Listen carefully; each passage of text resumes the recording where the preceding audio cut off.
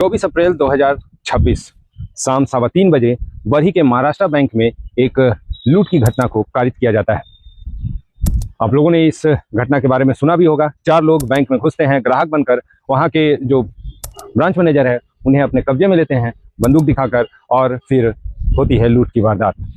लूट की वारदात के क्रम में सीसीटीवी फुटेज या फिर सीसीटीवी कैमरा को तोड़ा जाता है, सायरन को, जो उसका सायरन का माइक है उसे तोड़ा जाता है, और पूरी चालाकी से 4 किलो सोना और लगभग 4 लाख रुपया लेकर बैंक को बाहर से बंद करके फरार हो जाया जाता है। सूचना मिलते ही हजारीबाग के एसपी अमन कुमार पहुंचते हैं घटनास्थल पर, और घटनास्थल पर जाकर अपने स्तर पर जांच करते हैं और एक एसआईटी गठित की जाती है। एसआईटी होती है हजारीबाग के एसडीपीओ अमित आनंद और बरही के एसडीपीओ अजित कुमार विमल के नेतृत्व में। सारे सीसीटीवी फुटेजों को खंगाला जाता है, जो व्यक्ति उसमें दिख रहा था उन फुटेजों को उठाया जाता है और झारखंड से सटे हुए सभी राज्यों में भेज दिया जाता है, जैसे बिहार हुआ, छत्तीसगढ़ हुआ, बंगाल हुआ, यूपी हुआ, उड़ीसा हुआ, इन सभी जगहों पर भेजा जाता है और वहां पर इसकी खोजबीन शुरू होती है।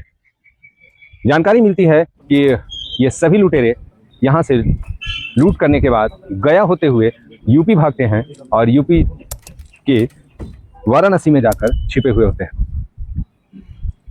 तब हजारीबाग पुलिस यूपी के एसटीएफ जवानों से संपर्क करते हैं और उनकी मदद से वाराणसी से इन्हें धर दबोचा जाता है, और इनसे जो बरामद होता है वो तकरीबन 912 ग्राम सोना, 20 लाख रुपया, 6 मोबाइल, 2 पल्सर और 1 स्कॉर्पियो, जो कि आप तस्वीरों में देख भी रहे होंगे। इन सभी चीज़ों को इनसे बरामद किया गया है और इन्हें न्यायिक हिरासत में भेज दिया गया है। बहरहाल आइए जानते हैं हजारीबाग के एसपी इस पूरे मुद्दे पर क्या कुछ कहते नजर आते हैं।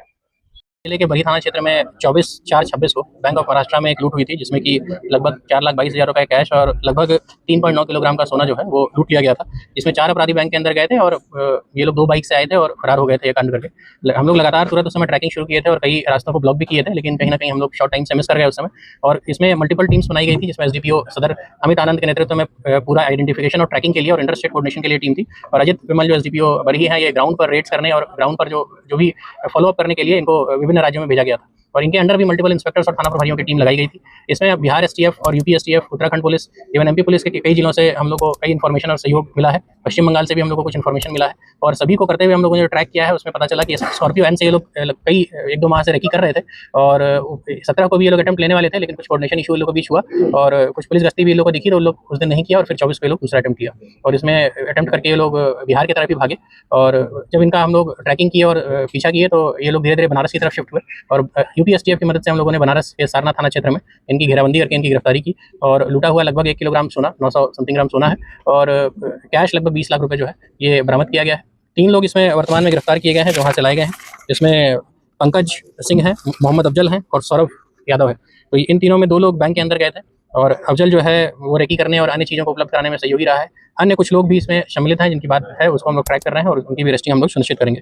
पूरे इस अभियान में कई थाना प्रभारी, दोनों एसडीपीओ साहब अमित आनंद और अजित कुमार विमल के नेतृत्व में, और इंस्पेक्टर्स जो हैं शामिल रहे हैं। इंस्पेक्टर बरही अंचल, पेलावल अंचल, इंस्पेक्टर बरही थाना प्रभारी चौपारण, पद्मावती, थाना प्रभारी पेलावल ओपी, इचाक थाना, बड़ा बाजार, और मुफस्सिल थाना और बरही थाना के कई सब इंस्पेक्टर्स और तकनीकी शाखा और नक्सल शाखा के कई पुलिसकर्मी इस पूरे अभियान में शामिल रहे हैं, और हम लोग कोशिश करेंगे कि इस पूरी टीम को हम लोग रिवार्ड करें। ये बहुत अच्छा कार्य इनके द्वारा किया गया है। इनका आपराधिक इतिहास भी है? इनका आपराधिक इतिहास है, ये लोग एक डकैती के गैंग के रूप में ही कार्य करते हैं।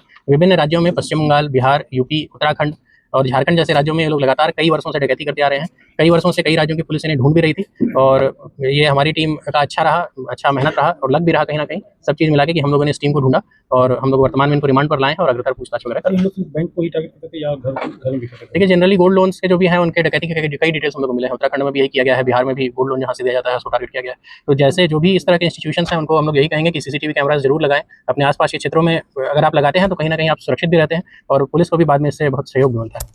सोशल मीडिया से देख के इन्होंने रॉबरी का प्लान किया। ये लोगों ने सोशल मीडिया में उड़ीसा में एक रॉबरी हुई थी, सोना का रेट इतना बढ़ रहा है कि वो लिक्रेटिव हो गया है आज के रेट में, तो वहाँ से लोगों ने देखा तो बैंक ऑफ महाराष्ट्र को टारगेट करने का प्लान उन लोगों ने वहाँ से किया, और ये लोगों ने जो रेकी की ग्रामीण क्षेत्रों में कि कहाँ पे है, तो उन लोगों ने इसको टारगेट बनाया और उसके बाद पूरी घटना को प्लान करके 1-2 महीने में पूरा प्लान करके और इस घटना को अंजाम दिया।